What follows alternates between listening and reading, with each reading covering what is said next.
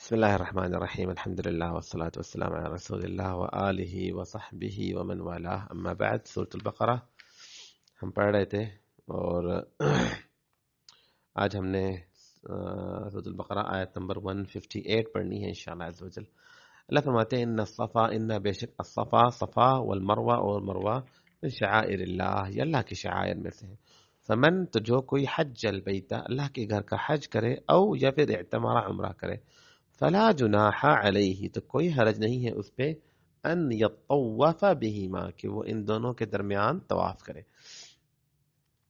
ومن تطوع اور جو خوشی سے کرے خیرہ کوئی نیکی فإن اللہ تو بے شک اللہ شاکر قدردان ہے علیم علم والا ہے. اور جو کوئی نیکی خوشی سے کرے تو بے شک اللہ قدردان ہے اور علم رکھنے والا ہے.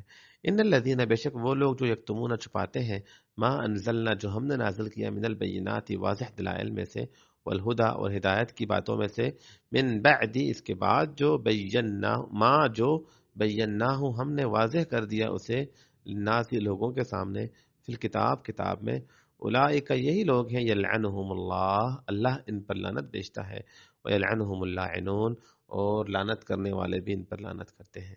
بے شک جو لوگ چھپاتے ہیں ان باتوں کو جو ہم نے نازل کی ہے من البینات واضح دلائل میں سے اور ہدایت کی باتیں اس کے بعد کہ ہم نے بیان کر دی ہیں یہ باتیں لوگوں کے سامنے کتاب میں یہی وہ لوگ ہیں جنہیں اللہ تعالیٰ جن پر اللہ لعنت کرتا ہے اور لعنت کرنے والے بھی لعنت کرتے ہیں.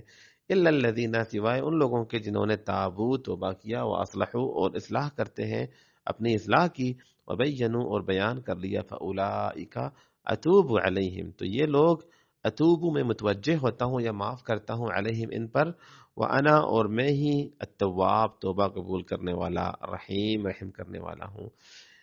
بے شک جنہوں نے توبہ کیا اور اصلاح کر لی اور بیان کر لیا تو یہی لوگ ہیں جن پر میں متوجہ ہوتا ہوں اور میں ہی توبہ قبول کرنے والا رحم کرنے والا ہوں.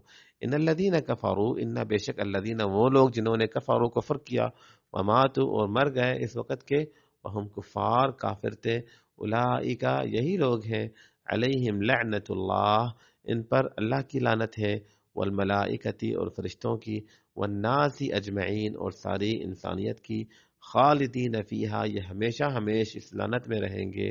لا یخفف نہیں کم کیا جائے گا عنہم ان سے العذاب عذاب کو ان سے عذاب کم نہیں کیا جائے گا ولا ہم اور نہ ہی وہ ینظرون مہلت دیے جائیں گے ہمیشہ رہیں گے اس لعنت میں ان سے عذاب کم نہیں کیا جائے گا اور نہ ہی انہیں مہلت دی جائے گی. وَإِلَٰهُكُمْ اور تمہارا معبود الہ واحد ایک ہی معبود ہے لا الہ الا ہو نہیں ہے کوئی سچا معبود سوائے اس کے جو کہ رحمان ہے الرحمن الرحیم جو کہ رحم کرنے والا ہے. اللہ اکبر. ان آیات کو پڑھتے ہیں ان آیات کو سمجھتے ہیں ان آیات کے بارے میں دیکھتے ہیں کہ اہل علم نے ان آیات کی تشریح میں کیا بتایا ہے. پہلی آیت اللہ فرماتے ہیں ان الصفا والمروہ من شعائر اللہ. صفا اور مروہ یہ دو پہاڑ تھے مکہ میں. آج بھی جب ہم عمرہ کرنے یا حج کرنے جاتے ہیں تو ان کے درمیان سعی کرتے ہیں اور آپ کے علم میں ہوگا کہ ابراہیم علیہ السلام جب اپنی بیوی کو اور اپنے بیٹے کو وہاں چھوڑ جاتے ہیں اللہ کے حکم پہ تو ان کے پاس ظاہری بات وہ ہے کہ ریگستان میں رہ رہے ہوتے ہیں اور ان کے پاس محدود کھانا ہوتا ہے. کچھ ٹائم بعد جب وہ کھانا ختم ہو جاتا ہے پانی بھی ختم ہو جاتا ہے تو ابراہیم علیہ السلام کی زوجہ پانی کی تلاش میں نکلتی ہے تو اس تلاش میں وہ کبھی صفا کے پہاڑ پہ چڑھتی ہے کبھی پھر دوڑتے ہوئے مروہ کے پہاڑ پہ چڑھتی ہے. صفا سے مروہ کی طرف جاتی ہے اس پہاڑ پہ چڑھتی ہے اور پہاڑ پہ چڑھنے کا مقصد یہ ہوتا ہے کہ دور دور تک شاید کوئی شخص نظر آئے تو اس کو آواز دے کے یا کہیں پانی نظر آئے یا کوئی اشارہ نظر آئے تو پانی یا کھانے کا کوئی بندوبست ہو سکے. کیونکہ ایک خاتون ہے ایک ریگستان میں اسے نہیں سمجھ میں آ رہا کہ میں کہاں سے اس مسئلے کو حل کروں. بچہ روتا جا رہا ہے بچے کو پانی پلانا ہے دودھ پلانا ہے. بہرحال تو اس پانی کی تلاش میں وہ صفا پہ چڑھتی ہے مروہ پہ چڑھتی ہے صفا پہ چڑھتی ہے مروہ پہ چڑھتی ہے. وہ 7 چکر لگاتی ہے یہاں تک کہ جب 7ویں چکر پہ جب وہاں سے فارغ ہوتی ہیں تو جبریل علیہ السلام آ کے اسماعیل علیہ السلام کے پاؤں کے پاس زمین پہ مارتے ہیں اور وہاں سے زمزم کا پانی نکل آتا ہے جو آج تک ہم پی رہے ہیں. یہ اللہ تعالیٰ کے شعائر ہے یعنی یہ اللہ تعالیٰ کے یہ واقعات ہمیں اللہ کے ساتھ جوڑتے ہیں. ان کے پیچھے ایک اللہ کے نیک بندوں کا اور اللہ تعالیٰ کے جو ہے نا وہ دین کے شعائر اور علامات میں سے ایک علامت موجود ہے جو یہاں پہ اللہ نے جس کا ذکر کیا ہے. اور اس زمانے میں اللہ کے رسول صلی اللہ علیہ وسلم کے زمانے میں مشرکین نے صفا اور مروہ پہاڑوں پہ، دونوں پہاڑوں پہ بت رکھے ہوئے تھے، اور وہ ان دونوں بتوں کی، ایک بت جو ہے نا صفا پہاڑی پہ اور ایک بت مروہ پہاڑی پہ. اور صفا پہاڑی پہ جو بت تھا اس کا نام تھا اساف، اور مروہ پہ جو تھا اس کا نام تھا نائلہ. نائلہ نائلہ ہمارے ہاں لڑکیوں کا بھی یہ نام ہوتا ہے. بہرحال نائلہ اور اساف یہ دو بت موجود تھے ان دونوں پہاڑوں پہ. تو مشرکین جو ہے نا صفا اور مروہ کے درمیان چکر لگاتے ہوئے ان کو ہاتھ لگا لیتے تھے. تو مسلمان جب مدینہ سے مکہ آئے تھے نا عمرہ کرنے کے لیے، تب انہوں نے اس چیز کو مناسب نہیں سمجھا کہ یہاں پہ ہم صحیح نہیں کریں گے، کیونکہ مشرکین کے یہاں بت پڑے ہوئے دونوں پہ، اور مشرکین اس لحاظ سے صحیح کرتے ہیں، ان کو چھوتے ہیں، اور گویا وہ مشرکین ان کی عبادت کر رہے ہوتے ہیں ان بتوں کی. تو ہم مسلمان ہیں، ہم توحید پر ہیں، اس لیے ہم یہاں پہ چکر نہیں لگائیں گے. تو اللہ نے یہ آیت نازل کی اور اللہ نے بتایا کہ صفا اور مروہ یہ اللہ کے شعائر میں سے، اور تم کوئی حرج نہیں ہے اگر تم ان دونوں کے درمیان چکر لگاتے ہو. تو یہاں اللہ فرماتے ہیں ان الصفا والمروہ من شعائر اللہ، صفا اور مروہ یہ اللہ کے شعائر میں سے. شعائر ہر وہ چیز جو اللہ تعالیٰ سے جوڑے. مساجد ہیں یہ اللہ کے شعائر ہیں، قرآن پاک ہے یہ اللہ کے شعائر ہیں، اللہ کے نبی ہیں یہ اللہ کے شعائر ہیں. اللہ کے شعائر جو اللہ کے ساتھ جوڑے ان کی تعظیم ضروری ہے. جیسے اللہ نے قرآن میں بھی کہا کہ وَمَن يُعَظِّمْ شَعَائِرَ اللَّهِ فَإِنَّهَا مِن تَقْوَى الْقُلُوبِ، جو اللہ کے شعائر کی تعظیم کرتا ہے یہ اس کے دل میں تقوی ہونے کی نشانی ہے. تو اللہ کے شعائر کی تعظیم یہ تو اسلام نے ہمیں سکھایا ہے. اس لیے صفا مروہ ہمارے لیے ایک جو ہے نا اللہ کے شعائر میں سے، ہم ان کا ادب کرتے ہیں، تعظیم بھی اس طریقے سے جس طرح اسلام نے سکھایا. تو ان کا تعظیم یہ ہے کہ ان کے درمیان چکر لگایا جائے جس طرح اسلام نے سکھایا ہے، لیکن اللہ کے لیے چکر لگایا جائے، ان پہاڑوں کی عظمت کی وجہ سے نہیں. جس طرح سیدنا عمر رضی اللہ عنہ نے جب حجر اسود کا بوسہ لیا تو کہا کہ حجر اسود تو ایک پتھر ہے، نہ تو فائدہ دے سکتا ہے نہ نقصان، اور اگر میں نے اللہ کے رسول صلی اللہ علیہ وسلم کو تجھے بوسہ دیتے ہوئے نہ دیکھا ہوتا تو میں کبھی نہ دیتا. یعنی ہم اگر بوسہ دے رہے ہیں، تعظیم کر رہے ہیں، کیونکہ اللہ کے رسول نے ہمیں اس طرح تعظیم کرنا سکھایا ہے بس. تو صفا مروہ کے درمیان چکر لگانا یہ کیونکہ یہ پہاڑ ان میں کوئی کرامت ہے نہیں، کیونکہ ہمیں اللہ کے رسول صلی اللہ علیہ وسلم نے سکھایا کہ اس انداز سے تم نے کرنا ہے. تو ویسے صفا اور مروہ کا نام بھی جو ہے نا، صفا کہتے ہیں عربی زبان میں اس پہاڑ کو، اس پتھر کو جو بالکل نوکیلا پتھر ہو، یا یعنی جس کے اوپر وہ نہ ہو، کیا نام ہے یعنی وہ املس جس کو ہم عربی میں کہتے ہیں، صاف پتھر ہو. صاف لفظ صفا صاف سے نکلا ہے، صاف پتھر ہو، کلیئر پتھر ہو، ہاتھ لگانے میں وہ نہ چھبے. ٹھیک ہے. تو اس پہاڑ میں یہ پہاڑ جو ہے صفا پہاڑی یہ اس طرح کی تھی کہ یہ اس کے پتھر بالکل صاف پتھر تھے، اس لیے اس کو صفا کہتے تھے. اور مروہ جو پہاڑی ہے وہ مروہ کہتے ہیں چھوٹے پتھروں کو اور نرم پتھروں کو جو زیادہ سخت نہ ہو، ٹوٹ جائیں آرام سے. تو اس لیے اس پہاڑ کو مروہ کہتے تھے. ٹھیک ہے. تو اللہ فرماتے ہیں صفا اور مروہ یہ اللہ کے شعائر میں سے ہیں. من حج البیت او اعتمر فلا جناح علیہ ان یطوف بہما، جو اللہ کے گھر کا حج کرے. حج یہ ایک فریضہ ہے، ایک عبادت ہے جو اسلام کے 5 ارکانوں میں سے ایک رکن ہے، جس میں انسان جسمانی محنت بھی ہے اور اس میں مالی محنت بھی ہے. اور یہ انسان پہ تب فرض ہے جب انسان کے پاس مالی استطاعت ہو، اور یہ فرض ہے. اور اگر استطاعت ہے انسان کے پاس، اکثر ہمارے ہاں یہ بھی ہوتا ہے کہ ہم استطاعت ہونے کے بعد بھی ہماری کوشش ہوتی ہے کہ نہیں چلے کوئی بات نہیں، ابھی کاروبار کر لو، ابھی پیسے جو ہے نا یہاں انویسٹ کر دو اور وہاں انویسٹ کر دو، اور یہ فریضہ کو ہم جو ہے نا لیٹ کر دیتے ہیں اس چکر میں کہ چلے بڑھاپے میں جا کر لیں گے. یہ ایک بہت غلط ایک رواج ہمارے ہاں چل پڑا ہے. یہ عبادات جو ہے نا انسان کی بات اگر استطاعت ہے تو جوانی میں ہی انسان کرے، اور جوانی کی یہ عبادات ہیں، یہ بڑھاپے کے نہیں. بڑھاپے میں جو لوگ جاتے ہیں حج کرنے کے لیے وہ خود کو بھی مشکل میں ڈال دیتے ہیں اور لوگوں کو بھی مشکل میں ڈال دیتے ہیں. تو یہ اس عبادت کو لیٹ نہ کیا جائے، پہلی فرصت میں حج کو ادا کر دیا جائے، یہ بہت ضروری ہے. اور جس طرح ہمارے ملک میں ہمارے ہاں غفلت ہے اس معاملے میں، یہ اچھی غفلت نہیں ہے. تو حج اور عمرہ کے بارے میں بھی جمہور اہل علم کا یہی موقف ہے کہ عمرہ بھی فرض ہے جس طرح حج فرض ہے، اور اس کی بہت سارے دلائل ہیں قرآن پاک سے بھی اور احادیث سے بھی. بہرحال اللہ فرماتے ہیں جو حج اور عمرہ کرے، کیونکہ حج اور عمرہ کے درمیان ہی صفا مروہ کے درمیان چکر لگایا جاتا ہے، 7 چکر لگائے جاتے ہیں. جس طرح میں نے بتایا. تو یہاں اللہ فرما رہے ہیں کہ جو اللہ کے گھر کا عمرہ کرے یا حج کرے. حج کا لفظ جو حج ہے اس کا مطلب ہے قصد کرنا، ارادہ کرنا. حج کا مطلب کیا ہے؟ قصد، ارادہ کرنا. تو جو اللہ کے گھر کا حج کرے مطلب قصد کرے. قصد یہ عربی لینگویج کے لحاظ سے، لیکن شریعت میں جب ہم لفظ حج کہیں گے تو حج سے مراد صرف قصد ہی نہیں، بلکہ حج سے مراد وہ پوری عبادت ہے جو حج کرتے ہوئے انسان ان سارے ارکان اور سارے جو حج کے طریقے اسلام نے ہمیں سکھائے ہیں. وارنا مناسکنا قرآن میں ہم نے آگے ہم پڑھیں گے کہ ابراہیم علیہ السلام نے کہا کہ اللہ ہمیں ہمارے حج کے طریقے سکھاتے، بلکہ ہم پچھلے پارے میں پڑھ چکے ہیں. تو اس طریقے سے حج کرنے کو حج کہتے ہیں. ٹھیک ہے. تو یہاں اللہ فرما رہا ہے کہ جو اللہ کے گھر کا حج یا عمرہ کرے اس پر کوئی حرج نہیں ہے کہ وہ اس کے صفا مروہ کے درمیان طواف یا چکر لگائے. تو اس سے کیا مراد کہ صفا مروہ کے درمیان چکر لگانا فرض نہیں ہے؟ اگر انسان لگا لے تو کوئی بات نہیں، بلکہ یہ کیونکہ ان مسلمانوں کو یہ لگ رہا تھا کہ یہاں پہ کیونکہ بت ہے تو ہم چکر نہیں لگائیں گے، تو اللہ نے کہا کہ بتوں کی موجودگی میں بھی کوئی حرج نہیں ہے اگر تم چکر لگاتے ہو. لیکن ویسے اللہ کے رسول صلی اللہ علیہ وسلم کی حدیث ہے کہ اللہ کے رسول صلی اللہ علیہ وسلم نے بتایا ہے کہ ان اللہ کتب علیکم السعی، کہ لوگوں اللہ نے تمہارے اوپر صفا مروہ کے درمیان سعی کو فرض قرار دے دی. بیہقی وغیرہ کی روایت ہے. تو صفا مروہ کے درمیان چکر لگانا فرض ہے. تو اللہ نے جو کہا ہے کہ تم پر کوئی حرج نہیں ہے اگر تم چکر لگاتے ہو، یہ اس صورت میں تھا جب ان پہ بت موجود تھے، کہ بت کی موجودگی میں بھی تم ان کے درمیان سعی کر سکتے ہو، اس میں کوئی حرج نہیں. لیکن بت والے معاملے کو چھوڑ کے دیکھا جائے تو سعی جو ہے نا یہ فرض ہے، ضروری ہے. یہ حج اور عمرہ کے ارکان میں سے ہے، جس طرح اہل علم کا اس بات پر اتفاق ہے.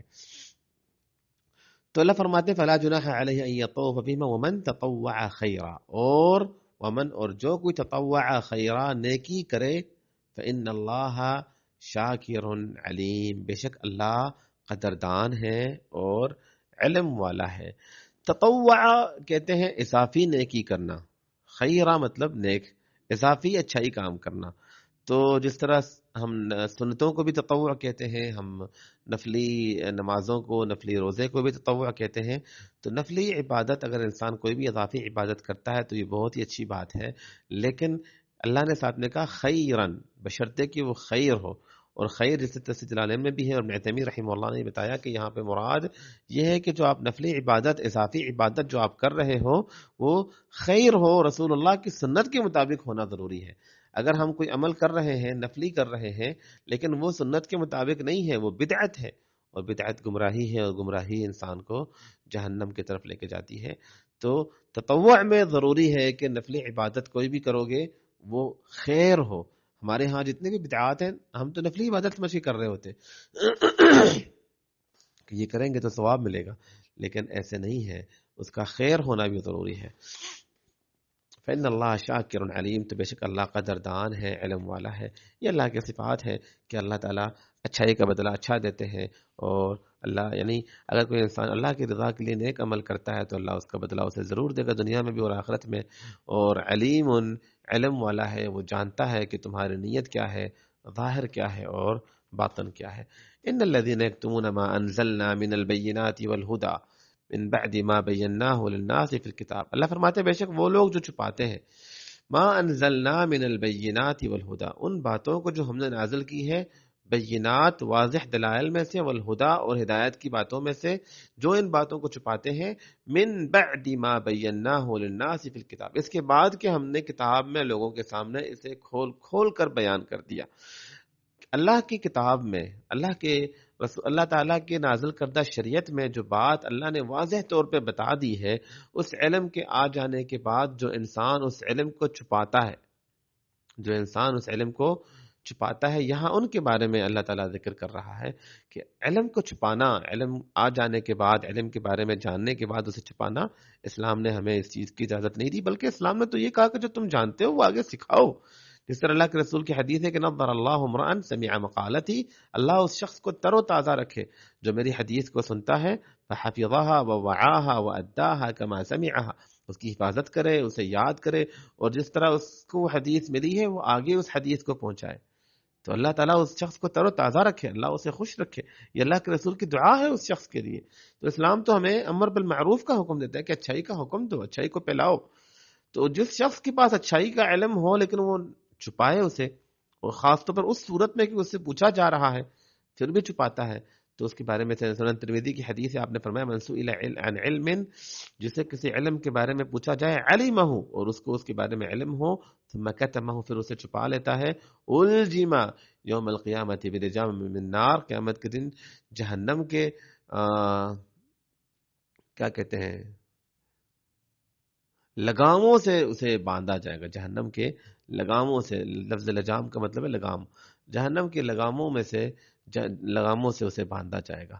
تو اللہ تعالیٰ اپنے عذاب سے محفوظ رکھے۔ علم جب انسان کے پاس ہے اور علم کے بارے میں پوچھا جائے تو جو حق آپ کو پتا ہے اسے بیان کرے، ہاں پتا نہیں ہے تو پھر انسان کہہ دیتا ہے کہ مجھے اس چیز کا نہیں پتا یا یہ مسئلہ واضح نہیں ہے۔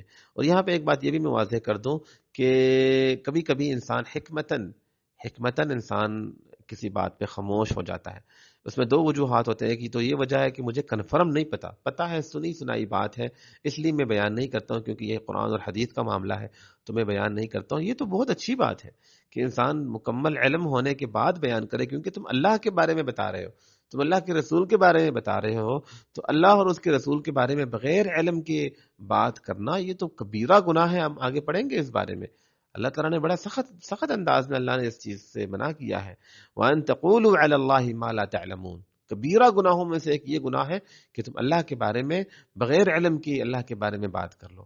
تو اس لحاظ سے اگر انسان خاموش ہو جاتا ہے، علم کو چھپاتا ہے کیونکہ اس کے پاس یقینی علم نہیں ہے، تو یہ بھی اس زمرے میں نہیں آئے گا بلکہ وہ خیر پہ ہے۔ اور اسی طریقے سے کبھی کبھی علم کی بات، علم کو چھپانا حکمتاً بہتر ہوتا ہے۔ جس طرح ابو ہریرہ رضی اللہ عنہ کے بارے میں آتا ہے کہ انہوں نے کہا کہ میرے پاس دو برتن ہیں علم کے، ایک برتن تو میں نے آپ کے سامنے رکھ دیا، یہ رسول اللہ صلی اللہ علیہ وسلم کی باتیں، اور ایک کچھ ایسے علم کی باتیں بھی میرے پاس ہیں جنہیں میں نے بیان نہیں کیا، کیونکہ اگر میں بیان کروں تو شاید یہ گردن میری کٹ جائے۔ اور اس میں بہت ساری ایسی باتیں ہیں، فتنوں کی باتیں، لوگوں کی باتیں، اور جس طرح ایک حدیث میں ہے کہ آپ نے فرمایا کہ اگر لوگوں کو بتائیں گے تو لوگ عمل میں پیچھے رہ جائیں گے۔ کچھ نیکیاں اس طرح کی تھیں، کچھ اعمال اس طرح کے تھے کہ صحابہ نے کہا کہ ہم بتائیں لوگوں کو، آپ نے کہا نہیں ابھی نہ بتانا ورنہ لوگ سست پڑ جائیں گے ان باتوں کو سن کے کہ اچھا یہ کام کریں گے تو ہم جنتی ہیں، تو ٹھیک ہے بس یہی کرتے رہیں، باقی چیزوں کو وہ چھوڑ دیں گے۔ آپ نے کہا نہیں نہ بتاؤ۔ اور جس طرح ابن عباس رضی اللہ عنہ کا قول ہے، صحیح بخاری میں امام بخاری رحمہ اللہ نے جو ہے نا وہ باب کا نام باندھتے ہوئے نقل کیا ہے کہ فرماتے ہیں کہ حدث الناس بعقولہم، لوگوں سے گفتگو کرو ان کی عقلوں کے مطابق۔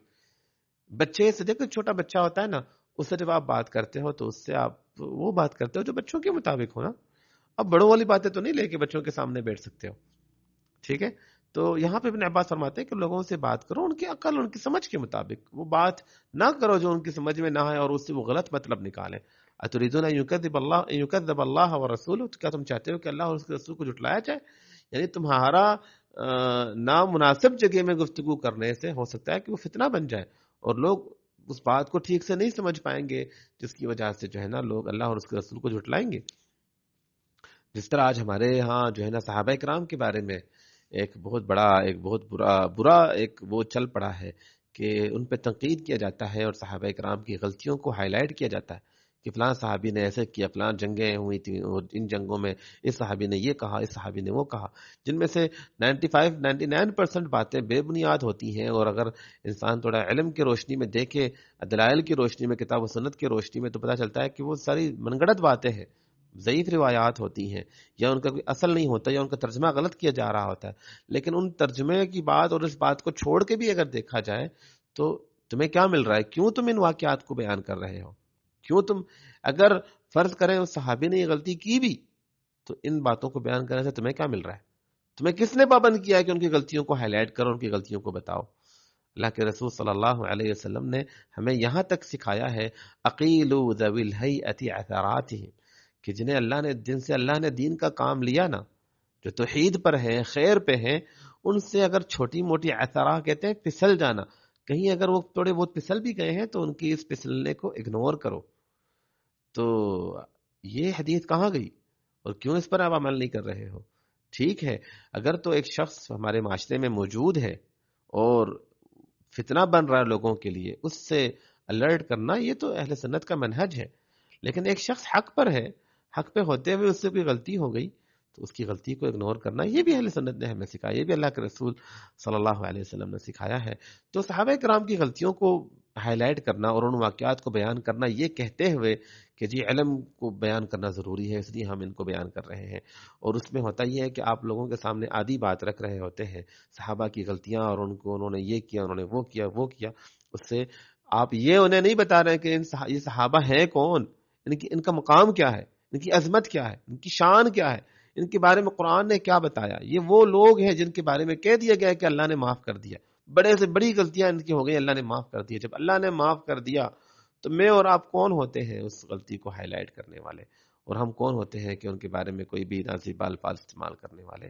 تو یہ بیان کرنا عوام کے سامنے، یہ کیا ہے؟ یہ فتنہ ہے. یہ وہی ابن عباس والی بات ہے، اللہ کان لبعضهم فتنہ حدث الناس بعقولهم، لوگوں کو ان کی عقلوں کے مطابق گفتگو کرو. ایک شخص جس کو دین کا علم ہی نہیں ہے، تم ان کے سامنے یہ مسائل بیان کر رہے ہو جو کہ بے بنیاد ہے، اور یہ باتیں بیان کر کے تم ان کے دلوں میں نفرت ڈال رہے ہو. یہ غلط طریقہ ہے، یہ غلط ہے. اہل سنت کا یہ منہج نہیں ہے، کتاب و سنت کا یہ منہج نہیں ہے.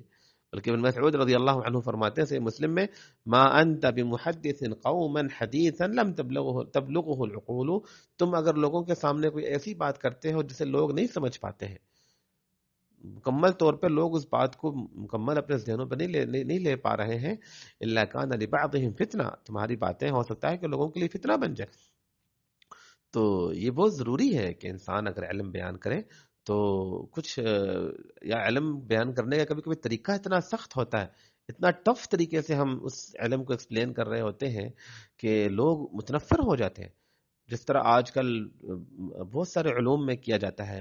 میں کل پرسوں شیخ صالح فوزان سعودیہ کے جو مفتی اعظم ہیں ان کا فتویٰ سن رہا تھا تجوید کے بارے میں. انہوں نے بتایا کہ تجوید کا علم بہت عظیم علم ہے، لیکن کچھ لوگوں نے تجوید کے علم میں اتنا زیادہ وہ کر دیا ہے اور اتنی تشدد کر دیا ہے، وہ کہتے ہیں کہ یہ سخت رویہ یہ اسلام نے نہیں سکھایا ہے، اتنی سختی نہ ہو. تو اسی طریقے سے اور بھی بہت سارے ایسے علوم ہیں، علم النحو اور علم الصرف میں کبھی کبھی کچھ لوگ حد سے زیادہ وہ کر جاتے ہیں. یہ علوم آسان ہے، ان قرآن پاک کا خاص طور پر علم آسان ہے.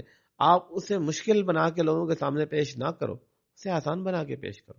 لوگوں کے لیے اسے آسان بناؤ. تم مشکل بنا کے پیش کرو گے تو اللہ کان لبعضهم فتنہ، لوگوں کے لیے آزمائش بن جانی ہے. تو حکمت بہت ضروری ہے کہ انسان حکمت کے ساتھ اللہ کے دین کو پھیلائے. اور میں یہ نہیں کہتا ہوں کہ تجوید کا علم نہ سیکھے، تجوید سیکھے انسان اور سکھائے، لیکن آسان کر کے سکھائے. کبھی کبھی ہم صرف ان کی اصطلاحات، جو ہمارے جو فارمولے ہیں انہیں یاد کروانے میں ہم بچوں کو بیزی ہو جاتے ہیں کہ یہ فارمولا، دانتوں کے اتنے نام ہیں، دانتوں کے اتنے اقسام ہیں، دانتوں میں یہ ہوتا ہے، دانتوں میں وہ ہوتا ہے. تو بہت ڈیٹیل میں چلے جاتے ہیں جو کہ بعد میں بچے کو شاید یاد بھی نہیں رہتے ہیں. تو آسان طریقے سے انسان بیان کرنے کی کوشش کرے تو اس میں زیادہ خیر ہے اور زیادہ فائدہ ہے. اسی طرح علم النحو، علم الصرف، یہ بہت عظیم علوم ہے، بہت ہی اہم علوم ہے. تو انہیں آسان کر کے انسان بیان کرے اور لوگوں کو اپنے ساتھ جوڑتے ہوئے، اور دیکھا جائے کہ میں کس کے سامنے یہ نحو و صرف کی بات کر رہا ہوں. ایک شخص جس کو الف بے کا نہیں پتا، آپ اس کو گرامر کے رول سکھانا شروع کر دیں گے تو یہ بھی غلط بات ہے. اللہ اکبر. تو یہاں جو ہم بات پڑھ رہے تھے، اللہ فرماتے ہیں کہ جو علم کو چھپاتے ہیں، تو میں نے کہا کہ علم چھپانا اگر کبھی کسی مصلحت کے تحت ہے تو پھر کوئی حرج نہیں، ورنہ علم کو انسان کو چاہیے کہ بیان کرے. تو جو علم کو چھپاتے ہیں ان کے بارے میں اللہ کیا فرماتے ہیں؟ اولئک یلعنہم اللہ ویلعنہم اللاعنون، ان پر اللہ کی لعنت ہے اور لعنت کرنے والوں کی بھی لعنت ہے. کن پر لعنت ہے جی؟ علماء کرام پہ. اللہ اکبر، کیسی بات ہے. یہاں پہ علماء کرام مخاطب ہیں. اللہ ہماری اصلاح فرمائے، اللہ ہمیں علماء حق میں سے بنائے، اور اللہ ہمیں علماء میں سے بنائے جو علم، کتاب و سنت کا علم سیکھتے ہیں، اس پر علم عمل کرنے کی نیت سے، اور حق کو سیکھ کے اللہ کے ہاں اہل علم کا مقام حاصل کرنے کی نیت سے، اور اس علم کو دنیا تک پہنچانے کی نیت سے، اور حق کو واضح کرنے کی نیت سے، اللہ کی رضا حاصل کرنے کی نیت سے اللہ تعالی ہمیں توفیق عطا فرمائے. یہاں پہ اس ایک علماء کرام کو اللہ فرما رہے ہیں کہ علم رکھتے ہیں، لیکن ان میں کیونکہ یہ نقص ہے کہ وہ علم رکھے علم کو بیان نہیں کرتے. مطلب یہ ہے کہ اگر ہم قرآن سیکھ رہے ہیں تو پھر ہماری ذمہ داری بن جانی ہے کہ ہم نے قرآن سکھانا ہے، سکھائیں. اگر ہم ترجمہ سیکھ رہے ہیں تو ہماری ذمہ داری ہے کہ ہم جتنا ہم جانتے ہیں اسے آگے سکھائیں، اور اس علم کو آگے پھیلائیں، ورنہ کہیں ایسے نہ ہو کہ ہم بھی جو ہے نا وہ علم چھپانے والوں میں سے بن جائیں. ٹھیک ہے. تو یہاں پہ ان اہل علم کے بارے میں بتایا گیا جو چھپاتے ہیں علم کو، اور خاص طور پر چھپانے سے یہاں مراد یہ ہے کہ جب ان سے پوچھا جائے اور وہ اس مقصد سے چھپائیں تاکہ اللہ کی بات سامنے نہ آئے اور حق کے خلاف باطل کے مطابق فیصلہ کیا جائے. تو ان پر اللہ کی بھی لعنت ہے اور لعنت کرنے والوں کی بھی لعنت ہے. لعنت کرنے والے جب اللہ کے قانون کے مطابق فیصلہ نہیں کیا جائے گا اور غلط فیصلے کیے جائیں گے، لوگوں کے لیے تکلیفوں کے سبب بنو گے، تو پھر لوگ اس ظاہری عالم کو بھی لوگ برا بلا کہیں گے کہ یہ تو جانتا تھا لیکن اس نے کیوں ہمیں نہیں بتایا. اور دنیا میں نہیں کہیں گے تو آخرت میں بھی تو لعنت کریں گے نا. آخرت میں جو اللہ نے جہاں جہنم کا بیان کیا کہ جہنمی کہیں گے کہ ربنا ارنا الذين اضلانا من الانس والجن نجعلهما تحت اقدامنا ليكونا من الاسفلين. اے اللہ ہمیں دکھا دے انسانوں اور جنوں میں سے جنہوں نے ہمیں گمراہ کیا تھا، ہم انہیں آج اپنے پیروں کے نیچے ہم انہیں رون دیں تاکہ وہ ہم سے زیادہ حقیر آج ہو جائے. تو جو ہے نا یہ بہت خطرناک معاملہ ہے کہ علم پوچھا جائے انسان سے اور انسان اسے جانتا ہو لیکن اسے بیان نہ کرے. تو اگر انسان کے پاس علم ہے تو اسے بیان کرے. ہاں اگر علم نہیں ہے تو پھر کہے کہ مجھے علم نہیں ہے. الا الذین تابوا. ہاں یہاں پہ ایک اور بات، سوائے ان لوگوں کی جو توبہ کرتے ہیں اور اصلاح کرتے ہیں اور بیان کرتے ہیں. 3 باتیں اللہ نے بتائی ہیں، کیونکہ یہ جو گناہ ہے یہ انسان کا پرسنل گناہ نہیں ہے بلکہ یہ معاشرے کے ساتھ گناہ ہے. میں اگر علم جان کے بھی میرے پاس مسئلہ آتا ہے، میں کہتا ہوں کہ مجھے نہیں پتہ، یا میں غلط فتویٰ دیتا ہوں، غلط فتویٰ دے کے میں صرف خود کو نہیں بلکہ ایک معاشرے میں ایک بڑا برا کردار ادا کر رہا ہوں. تو اس صورت میں اللہ نے فرمایا کہ جب انسان اس طرح کا کوئی معاملہ کرتا ہے جہاں معاشرے میں اس کی وجہ سے ایک فساد پھیل جاتا ہے، تو وہ توبہ کرنے کے لیے اس کے لیے ضروری ہے کہ وہ 3 چیزیں اپنائے. توبہ کرے، اللہ کی طرف لوٹ آئے. توبہ میں کیا کیا شرائط ہے؟ افسوس ہونا، اس گناہ کو چھوڑ دینا، اور آئندہ نہ کرنے کا عزم کہ میں آئندہ یہ گناہ کبھی نہیں کروں گا. ٹھیک ہے، یہ تینوں چیزیں آ گئی. پھر اگر تو وہ لوگوں کے حقوق میں سے تو کسی اگلے کا حق بھی واپس کرنا بھی اس میں آتا ہے. ساتھ میں وہ اصلحو، اور اصلاح کرتے ہیں، اصلاح کر لینا، اس معاملے کو ٹھیک کر دینا. میں نے غلط فتویٰ دیا ہے، اس فتوے کو ختم کر کے صحیح فتویٰ دینا بھی ضروری ہے. وبینوا، اور بیان کرنا، بتانا.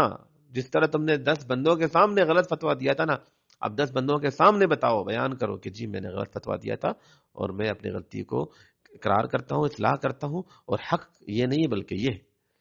تو جب تینوں چیزیں آ جائیں گی فاولئک اتوب علیہم، تو میں ان کا توبہ قبول کروں گا. وانا التواب الرحیم، اور میں تو ہوں ہی توبہ قبول کرنے والا اور رحم کرنے والا. ان الذين كفروا وماتوا وهم كفار، یقیناً جنہوں نے کفر کیا اور مر گئے کفر کی حالت میں، اولئک علیہم لعنت اللہ والملائکۃ والناس اجمعین، یقیناً جنہوں نے کفر کیا اور کفر کی حالت میں ہی مر گئے. کفر انکار کرنا، اور ہم نے پڑھا تھا کفر کی اقسام میں سے ایک قسم ہم نے پڑھا تھا ناشکری بھی اس میں ہے، ناشکری کرنا. تو کفر میں کفر اصغر ہے، کفر اکبر ہے. کچھ کفر اسلام سے خارج کر دیتے ہیں اور کچھ کفر اسلام سے خارج نہیں کرتے ہیں. یہاں پہ کفر سے مراد وہ کفر جو اسلام سے خارج کر دے انسان کو، کہ جو اسلام سے خارج ہو جائے، کفر یا شرکیاں اعمال کرنے کر کے، یا وہ کفر جو اسلام سے خارج کر دے اسے اپنائے. وماتوا وهم کفار، اور حالت کفر میں ہی مر جائے، توبہ نصیب نہ ہو اور اپنے گناہ سے، اپنے اس کفر سے واپس نہ لوٹائے، اور اس حال میں اگر موت آ جائے، اولئک علیہم لعنت اللہ، ان لوگوں پر اللہ کی لعنت ہے، والملائکۃ، اور فرشتوں کی لعنت ہے، والناس اجمعین، اور ساری انسانیت کی لعنت ہے. اوئے ہوئے ہوئے، اللہ اکبر. ان پر اللہ کی لعنت ہے، فرشتوں کی لعنت ہے، اور ساری انسانیت کی لعنت ہے. پہلی بات تو یہ ہے کہ لعن کسے کہتے ہیں؟ لعنت کہتے ہیں اللہ کی رحمت سے دور ہو جانا. جب کہا جائے اس پر اللہ کی لعنت ہے، مطلب اللہ کی رحمت اس سے دور ہو جائے. اللہ کی رحمت کے بغیر تو کچھ ہے ہی نہیں. اللہ اپنی رحمت جس سے چھین لے وہ تو تباہ ہو گیا، وہ دنیا میں بھی تباہ ہو جائے گا، آخرت میں بھی وہ تباہ ہو جائے گا. اس لیے لعنت کا لفظ بڑا خطرناک لفظ ہے. اور اس لیے اسلام نے ہمیں یہ سکھایا ہے کہ مسلمان کسی پر لعنت نہ بھیجے. اور لیس المؤمن بالطاعان ولا اللعان ولا الفاحش ولا البذی، جس طرح اللہ کے رسول صلی اللہ علیہ وسلم نے فرمایا کہ مسلمان مومن طعنہ دینے والا، لعنت بھیجنے والا اور بد زبان بد کردار نہیں ہوتا. اور اللہ کے رسول کے بارے میں ہے کہ آپ لعنت نہیں بھیجتے تھے، بلکہ میرے ذہن میں الفاظ نہیں آ رہے. بہرحال یہ جو حدیث میں نے آپ کو بتائی کہ مومن لعنت نہیں بھیجتا، مومن لعنت نہیں بھیجتا، تو یہ لعنت کے الفاظ. اور لعنت بھیجنے میں دو چیزیں ہوتی ہیں. ایک ہوتا ہے عام لعنت کہ اس عمل کرنے والوں پر لعنت ہے، جس طرح ہے الا لعنت اللہ علی الکاذبین ولعنت اللہ علی الکاذبین، کہ جھوٹوں پر اللہ کی لعنت ہے. تو جھوٹوں پر اللہ کی لعنت کہنا اس میں کوئی حرج نہیں. لیکن ایک ہے لعن مطلق کہ تم پر اللہ کی لعنت ہے، فلاں انسان پر لعنت ہے، یہ خطرناک معاملہ ہے. جس طرح کفر کا بھی میں نے بتایا کہ کفر ایک ہے نماز نہ پڑھنے والا کافر ہے، یہ ٹھیک ہے. لیکن اگر کوئی شخص نماز نہیں پڑھتا تو تم یہ کہو گے کہ تم کافر ہو، یہ غلط ہے، یہ ہم نہیں کہہ سکتے. لعن کفر مطلق ٹھیک ہے، لیکن کفر معین کسی ایک شخص کو کافر کہنا یہ اہل علم کا کام ہے، اور پھر اسے پتا ہو کہ کفر کے کیا اصول ہیں. کفر اصغر ہے، کفر اکبر ہے، کفر مقید ہے، کفر مطلق ہے، اور پھر کفر عملی اور کفر اعتقادی، اور اس میں بھی کیا وجوہات ہیں. یہ سب کچھ ایک الگ موضوع ہے، کبھی انشاءاللہ اللہ نے چاہا تو ہم اس پہ تفصیلاً گفتگو کریں گے. بہرحال لعنت کا معاملہ بھی یہ ہے کہ عام لعنت کسی عمل کرنے والوں پہ لعنت یا کسی اس میں کوئی حرج نہیں، لیکن لعن مطلق لعن مقید کے اس انسان پر لعنت ہے، یہ اسلام نے ہمیں نہیں سکھایا. کسی شخص کو کہنا کہ تم پر لعنت ہے، یہ اسلام کی تعلیمات میں سے نہیں ہے.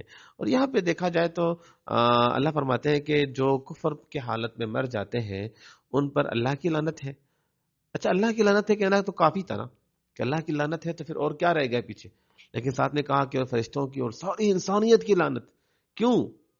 گویا اللہ تعالیٰ فرما رہا ہے کہ یہ شخص اتنا کوئی اس پر اس اللہ کی لعنت کا اتنا کوئی برا اثر پڑے گا کہ ساری انسانیت جب یہ انسان دنیا سے جائے گا، جس کو بھی پتا چلے گا یہ کفر کے حال میں مر چکا ہے، جس کو بھی پتا چلے گا وہ سب اس پر لعنت بھیجیں گے. نہ یہ کسی سے اچھائی کی امید رکھ پائے گا، نہ یہ کسی سے سفارش کی امید رکھ پائے گا. سفارش کی امید کس سے امید رکھے گا؟ لوگوں سے. اللہ فرما رہا ہے کہ سارے لوگوں کی لعنت اس پر ہے. فرشتوں سے، فرشتوں کی لعنت اس پر ہے، یعنی سب اس پر لعنت بھیجیں گے. تو یہ کسی سے نہ کوئی اس کی سفارش کر سکے گا، نہ ہی کوئی اچھائی کر پائے گا. مطلب یہ ہے کہ اگر کفر کے حال میں موت آ جائے تو پھر انسان یہ بھول جائے کہ میں جو ہے نا میں فلاں میری سفارش کرے گا اور فلاں میری مدد کرے گا. نہیں، پھر تو کچھ بھی نہیں ہو سکتا. جس طرح اس آیت میں اللہ نے فرمایا کہ اللہ کی لعنت بھی اس پر ہوگی اور فرشتوں کی بھی اور ساری انسانیت کی لعنت. اچھا یہاں پہ جو اللہ نے فرمایا والناس اجمعین، ساری انسانیت کی لعنت. انسانیت میں تو کافر بھی آتے ہیں نا، تو کیا ان کی بھی لعنت ہے؟ اللہ نے قرآن میں کہا کہ کلما دخلت امۃ لعنت اختہا، کہ جہنم میں جب بھی کوئی جہنمی جائیں گے تو لعنت اختہا، تو جہنمی ایک دوسرے پر لعنت بھیجیں گے. تو کفار ایک دوسرے پر بھی لعنت بھیجیں گے کہ جو ہے نا، یعنی وہ صرف مسلمان نہیں بلکہ کافروں کی لعنت کے زد میں بھی یہ انسان آ جاتا ہے. اور جس طرح قرآن میں اللہ نے فرمایا اتبرأ الذین اتبعوا من الذین اتبعوا ورأوا العذاب وتقطعت بهم الاسباب، جنہوں نے پیروی کی یہ ان سے بری ہو جائیں گے، ان سے لا تعلق ہو جائیں گے جن کی یہ پیروی کرتے تھے، اور جن کی پیروی ہوتی تھی وہ ان سے لا تعلق ہو جائیں گے. تو لعنت کا جو معاملہ ہے وہ صرف جو ہے نا مسلمانوں کی نہیں بلکہ کافروں کی بھی لعنت کا وہ انسان شکار ہوگا جو کفر کے حال میں دنیا سے چلا جائے. خالدین فیہا، آگے اللہ فرماتے ہیں خالدین فیہا، ہمیشہ ہمیشہ کے لیے وہ اس لعنت میں رہے گا. لا یخفف عنہم العذاب، عذاب میں کمی نہیں کی جائے گی. ولا هم ینظرون، اور نہ ہی انہیں مہلت دیا جائے گا. اللہ اکبر. یہ کفر پر موت، شرک پہ موت، اس کے بارے میں اللہ نے قرآن میں بھی فرمایا ان اللہ لا یغفر ان یشرک بہ، کہ اللہ اس چیز کو کبھی معاف نہیں کریں گے کہ اس کے ساتھ شرک کیا جائے. اس لیے توحید کو سمجھنا بہت ضروری ہے، توحید کو سیکھنا بہت ضروری ہے. یہ نہ ہو کہ توحید کا علم نہ ہونے کی وجہ سے ہماری موت کفر اور شرک کی حالت میں ہو، پھر تو تباہی ہی تباہی ہے. اللہ فرماتے ہیں فقد حرم اللہ علیہ الجنہ، جو کفر کی حالت میں، شرک کی حالت میں جو مرتا ہے اللہ نے جنت کو اس پر حرام کر دیا. جنت حرام ہے اس پر. واہ النار، اس کا ٹھکانہ جہنم ہے. وما للظالمین من انصار، اور یہ اس طرح کا ظالم ہے کہ کوئی اس کی مدد نہیں کرے گا. جو ہم نے پچھلی آیت میں پڑھا کہ سب کی لعنت اس پر ہے، فرشتوں کی بھی اور نیک لوگوں کی بھی اور بد لوگوں کی بھی، سب کی لعنت کے زد میں ہی آئے گا، تو کوئی اس کی مدد نہیں کرنے والا. اللہ تعالیٰ ہمیں توحید پر قائم رکھے. انسان اس بات میں خوش فہمی میں نہ رہے کہ میں تمہیں موحد ہو، ٹھیک ہے، نہیں نہیں، ہمیشہ اللہ سے استقامت مانگا کرے. نہیں پتا کب کون سی آزمائش آ جائے اور کب کیا سے کیا ہو جائے. تو اللہ سے ہمیشہ انسان دعا کیا کرے کہ اے دلوں کو پھیرنے والے، ہمارے دلوں کو توحید پر ثابت رکھنا، ہمارے دلوں کو ایمان پر ثابت رکھنا. زندگی دینا تو ایمان کی حالت میں، اور جس طرح یوسف علیہ السلام نے دعا مانگی تھی، فاطر السماوات والارض انت ولی فی الدنیا والآخرہ، تو ہی میرا دوست ہے دنیا میں بھی اور آخرت میں بھی. توفنی مسلمہ، مجھے اسلام کی حالت میں موت دینا، والحقنی بالصالحین، اور نیک لوگوں میں مجھے شامل کر دے. تو ہمیشہ خاتمہ بالایمان کی دعا ہمیشہ اللہ سے مانگا کریں کہ اگر ایمان پر خاتمہ نہ ہو اور شرک پہ خاتمہ ہو جائے، خالدین فی، ہمیشہ ہمیشہ عذاب میں، اللہ کی اس لعنت میں، اللہ کی رحمت سے دور ہمیشہ رہو گے. لا یخفف عنہم العذاب، یہ اللہ کی رحمت سے دور ہونا یہی ایک ایسا عذاب ہے کہ کبھی اس عذاب میں کمی نہیں آئے گی، ہمیشہ ہی اللہ کی رحمت سے دور رہیں گے. ولا هم ينظرون، نہ ہی انہیں مہلت دیا جائے گا کہ چلو ایک بار پھر ٹرائی کر لو، نہ. ولو ردوا لعادوا لما نهوا عنه وانهم لكاذبون. اللہ فرماتے ہیں یہ تو اس طرح کے ظالم ہیں کہ انہیں دوبارہ موقع دیا جائے دنیا میں، اگر دوبارہ ان کو لایا جائے دوبارہ یہ یہی حرکت کریں گے، اور یہ ہے یہ جھوٹے. اللہ تعالیٰ عافیت کے معاملات میں، وَإِلَٰهُكُمْ إِلَٰهٌ وَاحِدٌ، اور لوگوں تمہارا معبود ایک ہی معبود ہے. توحید کا اللہ نے یہاں پہ نعرہ، توحید کے نعرے کو، توحید کے علم کو، توحید کے پیغام کو واضح کیا ہے کہ لوگوں تمہارا جو معبود ہے وہ ایک ہی معبود ہے.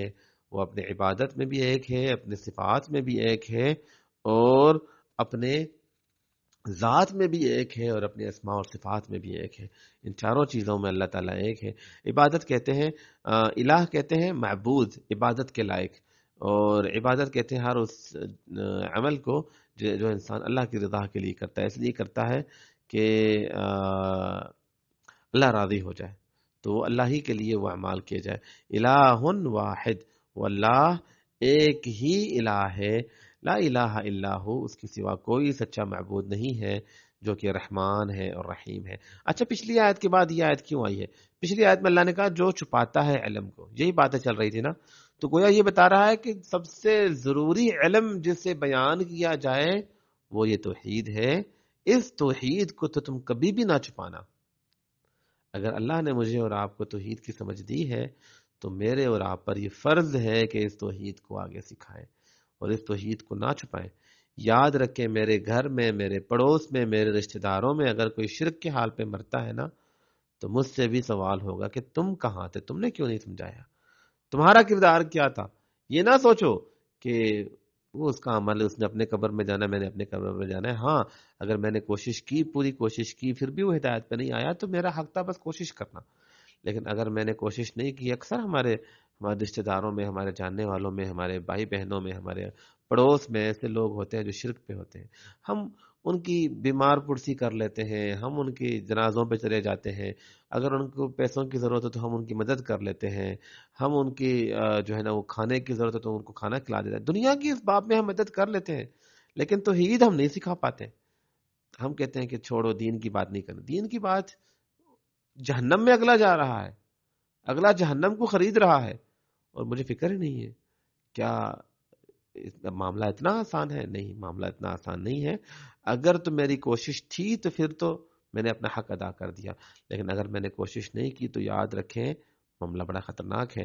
اللہ ہماری اصلاح فرمائے، اللہ تعالی ہمیں حق پہ ثابت رکھے، اور اللہ تعالی ہمیں امر بالمعروف اور نہی عن المنکر کرنے کی توفیق عطا فرمائے، علم سیکھنے کی، علم پر عمل کرنے کی، اور اللہ کی رضا کے لیے اس علم کو پھیلانے کی ہمیں اللہ تعالی توفیق عطا فرمائے. السلام علیکم و رحمۃ اللہ وبرکاتہ.